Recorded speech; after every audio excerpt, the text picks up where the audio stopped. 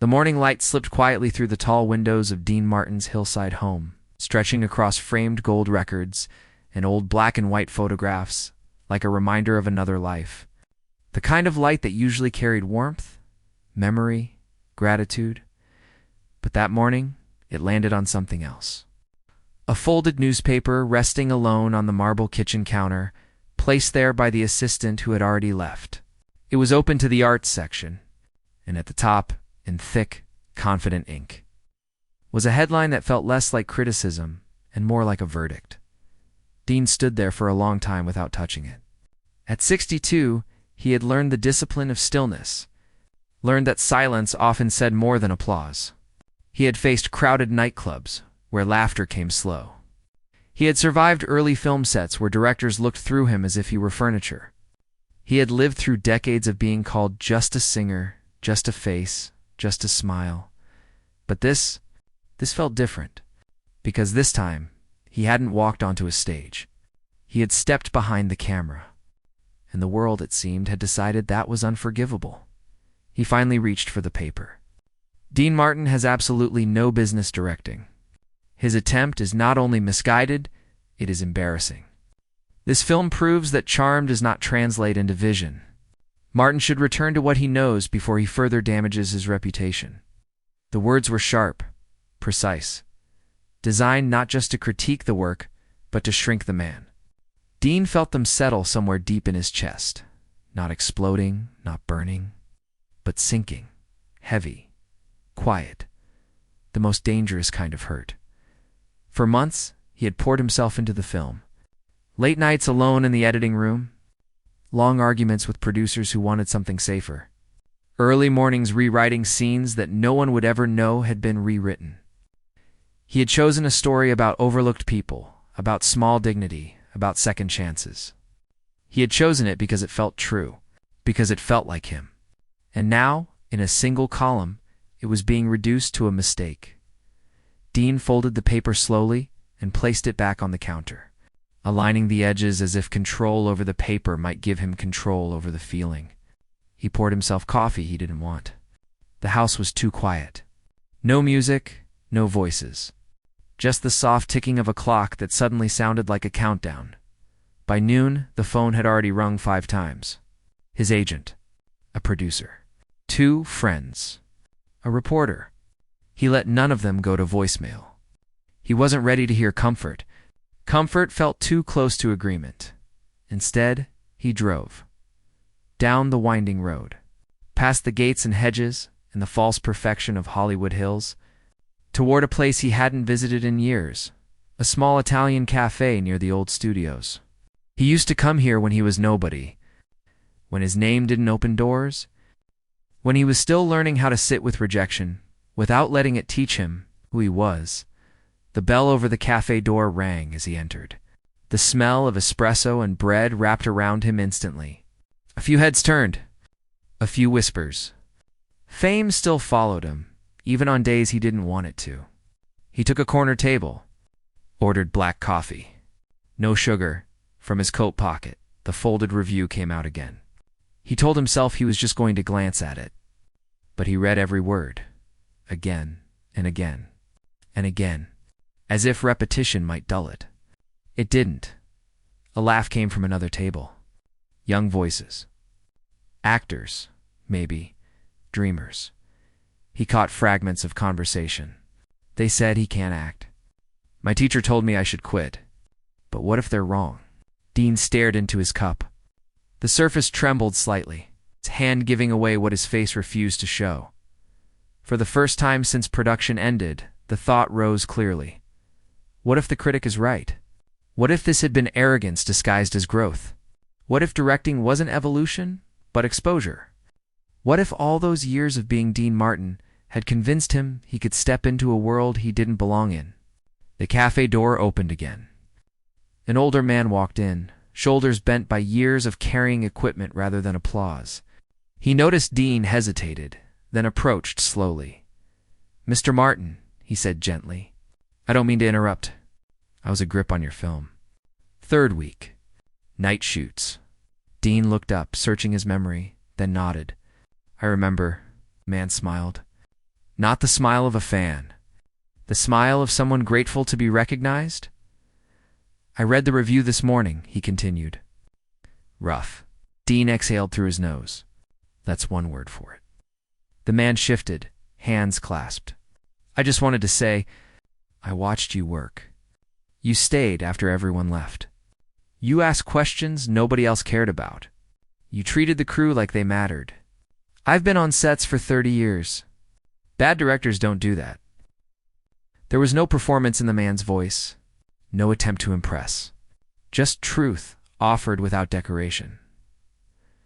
I don't know how the film will be remembered, the man said, but I know what it felt like to make it, and it felt like something honest. Then he nodded, as if that was all he'd come to say, and returned to his table. Dean sat there long after his coffee went cold. Honest, that word lingered. Outside, traffic whispered past. Somewhere, the city kept moving, completely indifferent to one review, one doubt, one man questioning a choice. Dean folded the newspaper once more, but this time he didn't hide it. He laid it flat, looked at it, then turned it over so the blank side faced up. He pulled a small notebook from his coat, something he had carried since the first week of filming. On the first page, written months ago, was a single sentence he had forgotten. Make something that tells the truth, even if it costs you comfort. Dean closed the notebook. For the first time that day, his shoulders straightened.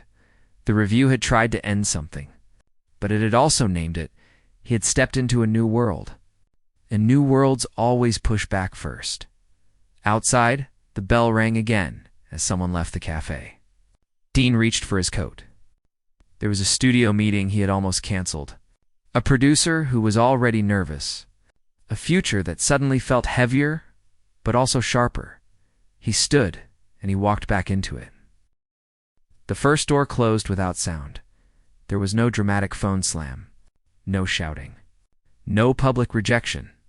Just a meeting that ended 10 minutes early and a handshake that didn't come with the warmth it once did. Dean.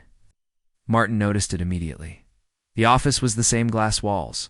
Pale wood table, framed posters of films that had made a lot of people rich. But the atmosphere had changed. The producer across from him smiled too quickly. Spoke too carefully. He praised the performances. Complimented the cinematography. Then he cleared his throat. We're going in a different direction. The most harmless-sounding sentence in Hollywood. The kind that never appears in headlines, but quietly empties calendars. Dean nodded. Thanked him for his time. Walked out with his usual calm, but the elevator ride down felt longer than it should have. The mirror in the steel wall showed a man who still looked successful, still looked unbothered. Yet something had shifted behind the eyes. Something the reflection couldn't smooth over. By the end of the week, 3 more meetings had evaporated. A studio dinner was postponed indefinitely. A project that had once been tailor-made for him was suddenly no longer available. No one mentioned the review. No one had to. The industry didn't attack him. It adjusted. And that adjustment spoke. Louder than any headline, Dean spent more time alone than he had in years. Long walks through empty sound stages. Late nights in rooms where old laughter still seemed trapped in the walls. He passed crews building worlds for films he was no longer attached to. He heard directors shouting instructions he wished he could give. He felt like a guest in a house he had once helped build. One afternoon, he wandered into a small screening room on the studio lot, one that was rarely used anymore. The seats smelled faintly of dust and fabric cleaner. On the wall hung a faded photograph of a young man in a suit, smiling to easily himself before the voice. Before the fame, before anyone believed he could do anything at all. Dean sat in the back row. He remembered the first time he'd ever walked onto a film set. How enormous everything had felt. How unreal. He had been so afraid of making mistakes that he barely breathed between takes.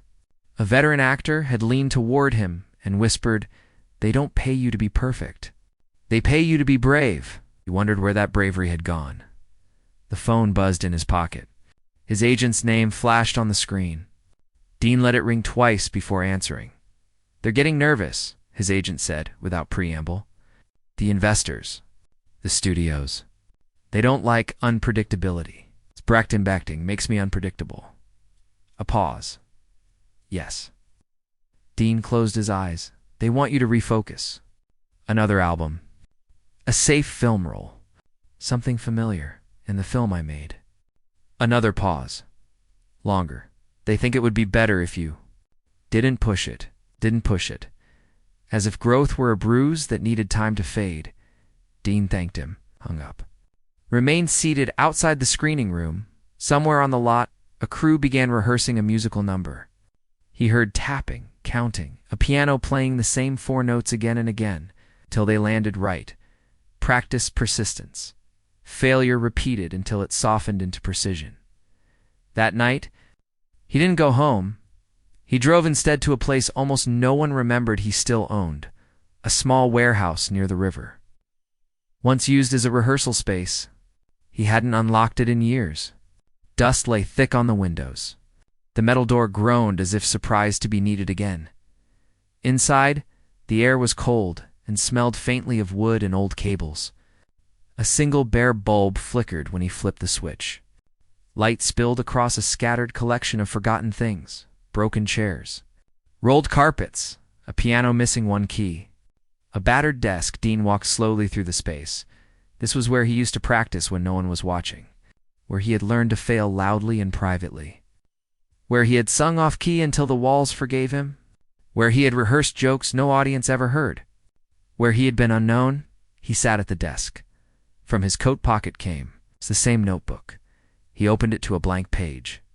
For several minutes, he didn't write then, he did. Not about the review, not about the studios, about the film. What he had wanted to say, what he had been too gentle to say, what he had softened because he was afraid of losing approval. Scene by scene, he wrote what he would change, where he would go deeper, where he would risk more silence, more discomfort, more truth. Hours passed. Outside, the river traffic slowed. Inside, the pages filled. When he finally stopped, his hand ached. But something else felt different, clearer, the next morning. Dean surprised everyone. He declined the safe role. He postponed the album. He called a young writer he had met briefly during filming, one who had sent him a handwritten letter after the premiere, praising the courage of the story rather than its execution. "I'm not done," Dean said. "Are you?" The writer thought he was joking. Dean wasn't. Within days, word began to circulate. Not loudly, but persistently. Dean Martin was working again. Not on a comeback, on something smaller, stranger, more personal. Budgets were modest. Meetings were short. The warehouse became active again. Coffee cups appeared. Drafts piled up. Unknown actors walked in and out. There were no photographers. No announcements, just work, and with it, risk. Then came the call that unsettled everything. A private number. "Late evening, Mr. Martin," a woman's voice said. "I'm calling on behalf of the Horizon Film Awards Committee." Dean leaned against the desk. "Yes. We'd like to inform you that your film has been officially nominated." He closed his eyes. "For Best Director." Words seemed to land somewhere beyond hearing. Nominated, not praised, not defended, recognized. The woman continued, outlining details, invitations, protocol. But Dean heard only the echo of the title, The Critic, tried to take from him. Director. When the call ended, the warehouse felt suddenly too quiet. The light too bright. The moment too thin, because nominations were not victories. They were battlegrounds. And Dean knew something else. The critic who had written that review was on the awards jury panel. The room which moments earlier had felt like refuge now felt like the calm before a storm, because now the same world that had quietly stepped away from him was preparing to watch, and the night it did, he would not be able to hide. The invitation lay unopened on the piano, cream-colored, heavy paper. His name printed in elegant ink, Dean Martin, He's received thousands of invitations in his life. Premieres, galas, celebrations. He had learned long ago how to tear them open without thought, how to slip into a suit and become whatever the night required of him.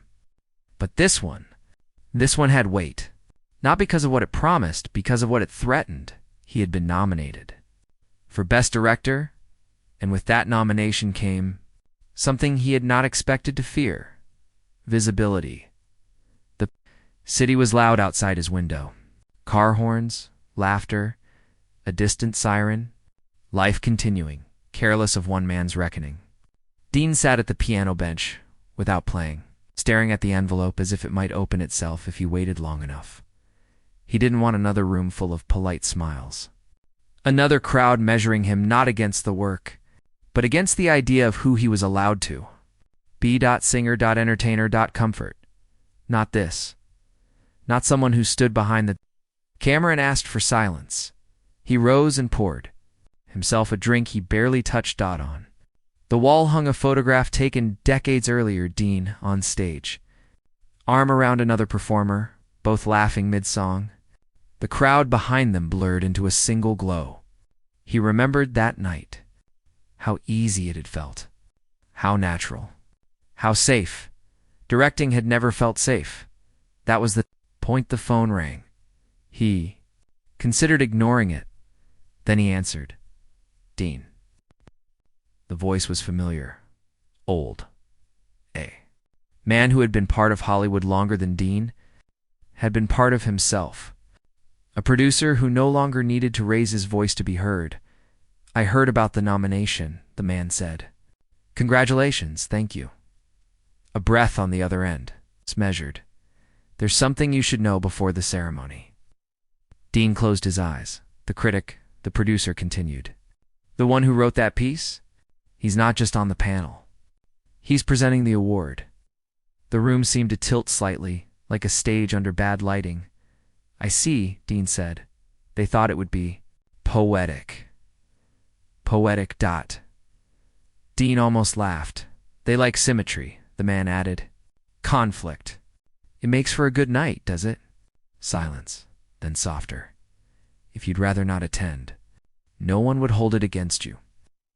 After the call ended, Dean stood very still. The critic, the words, the dismissal, the certainty, all of it rising again. He looked back at the invitation then. Without opening it, he turned it face down. The following day was spent in a way that surprised even him.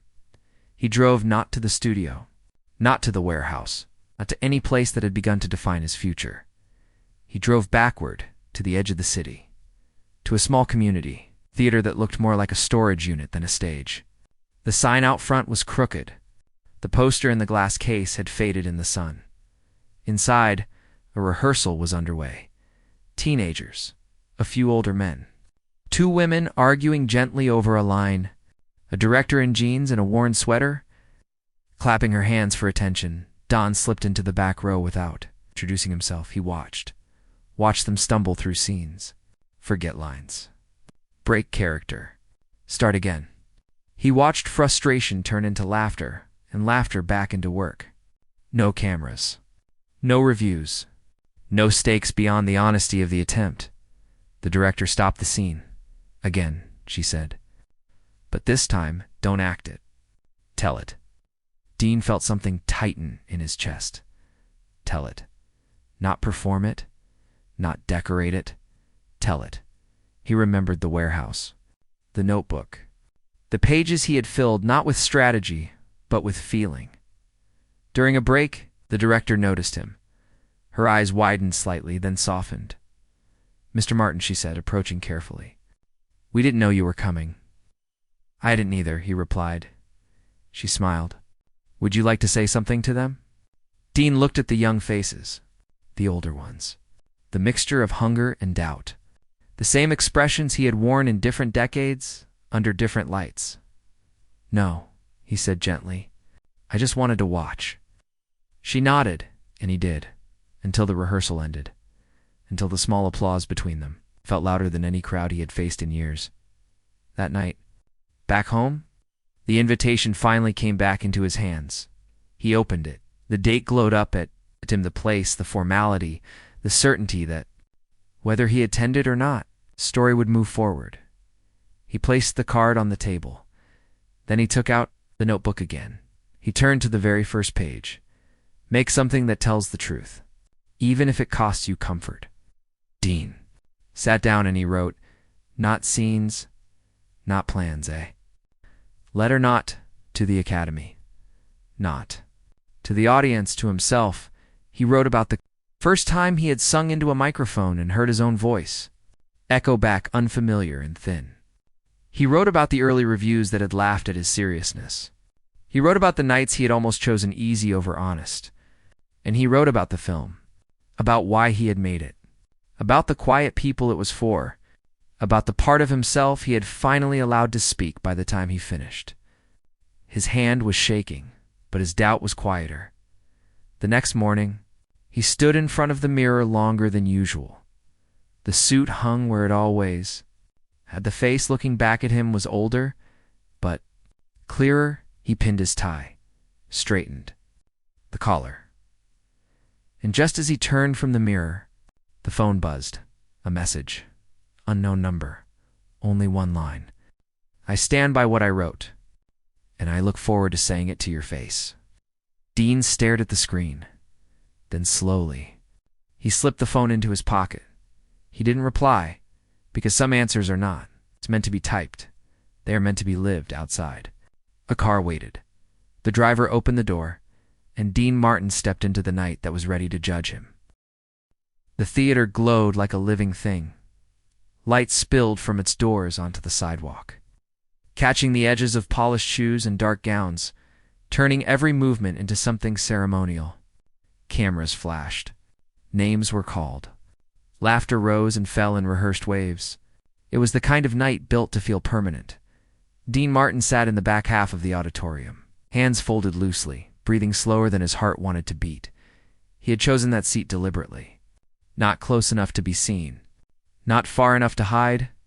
Around him were faces he had known for decades and faces that did not yet know him at all.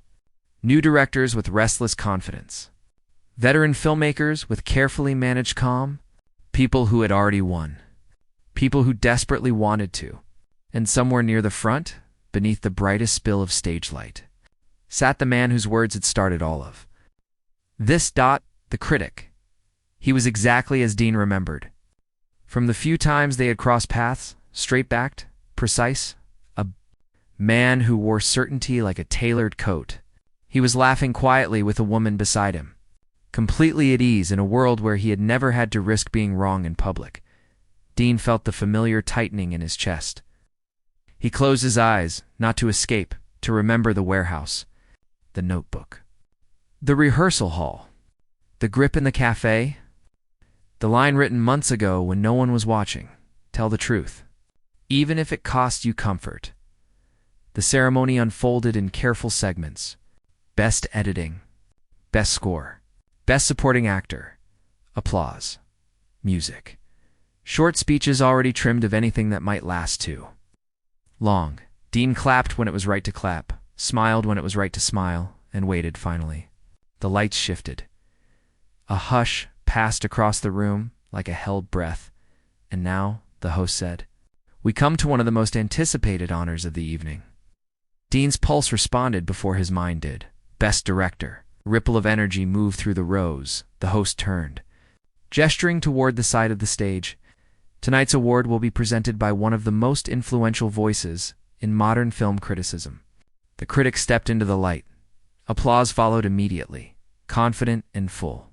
He accepted it with a nod that did not pretend to be humble. He was in his element. A place where words were weapons and he had never been unarmed. Dean watched him approach the podium, watched him straighten his notes, watched him look out over the crowd, directing. The critic began. Is not simply about vision. It is about authority. It is about understanding what a story demands, knowing when one does not belong to the one telling it. A few quiet murmurs. A few polite laughs. Dean did not move. The critic continued, this year we have seen remarkable work. Work that reminds us that cinema remains, at its core, An art of courage. He paused, then opened the envelope. The sound was louder than it should have been. For Best Director, time narrowed. The award goes to A. Breath. Dean Martin. The room did not react. Immediately, there was a half-second of silence so complete it felt unreal. Then the applause arrived, not polite, not cautious, real. Surprised, expanding Dean did not stand. Not at first. He remained seated as people around him turned. Eyes widening, hands clapping, some already rising. He felt as if the room had tipped forward and he was the last object. Still, then he stood. The applause grew. Someone touched his arm. Someone said his name. Someone laughed softly in disbelief. Dean nodded once and began walking. Each step toward the stage felt heavier than the last. Not with fear, with meaning. He passed rows of faces, some warm, some stunned, some unreadable. As he climbed the steps, the applause softened, settling into an expectant hush. The critics stepped back from the podium, award in hand. For a moment, they faced each other up close. Dean could see something he had not noticed before. Not arrogance. Tension, a tightening at the jaw, a flicker behind the eyes. The critic extended the award. Dean took it. Their hands touched briefly. The critic leaned in, voice low. "I meant what I wrote," he said. Dean met his eyes. "So did I," he replied. Then he turned to the microphone. The light was stronger here, brighter than any stage he had stood on. He placed the award on the podium, let his hands rest beside it. The room waited. Dean did not begin. Immediately he looked out over the audience. Then, without raising his voice, he spoke. "Tonight is not a night I was sure I would ever attend." A ripple moved through the room. There was a morning, not long ago, when I read something about myself that made me question whether I had stepped somewhere I did not belong. The critic did not move, and I did what many people do, Dean continued. I considered stepping back into what was comfortable, what was familiar, what was safe. He paused. But the truth is, comfort has never changed anyone. It has only hidden them. The air felt tighter now, more present. Dean's voice did not waver. This film was not made to prove I could direct. It was made because there was a story I could no longer ignore. About quiet people, overlooked people. About the courage it takes to keep speaking when the world has already decided who you are. He rested one hand on the award. I want to thank the crew who worked without headlines. The actors who trusted without guarantees. The people who told me the truth when it was inconvenient. Then he lifted his eyes. And I want to thank the man who wrote the review that told me I had no business directing. The room reacted. Before it could stop itself. A collective inhale. The critic's posture stiffened. Dean continued, calm and clear. Because without that certainty, I might never have discovered my own. The silence was complete. He let it remain. "Thank you," he said softly, "for reminding me that permission is not something you wait for. It is something you survive without." Then he nodded once and stepped back. For a heartbeat, nothing happened. Then the applause rose. Not explosive, not performative, standing sustained. People rose to their feet in waves. From the front rows to the balconies, the sound deepened, filled the space, carried something heavier than celebration. Respect, Dean. Did not bow. He did not raise the award. He simply stood, and somewhere in the front row, the critic remained seated, hands folded, eyes fixed on the stage, as if seeing not a director but a man he had misjudged. Dean turned, walked from the podium, and for the first time since stepping behind the camera, he did not feel like he was trespassing. He felt like he had arrived.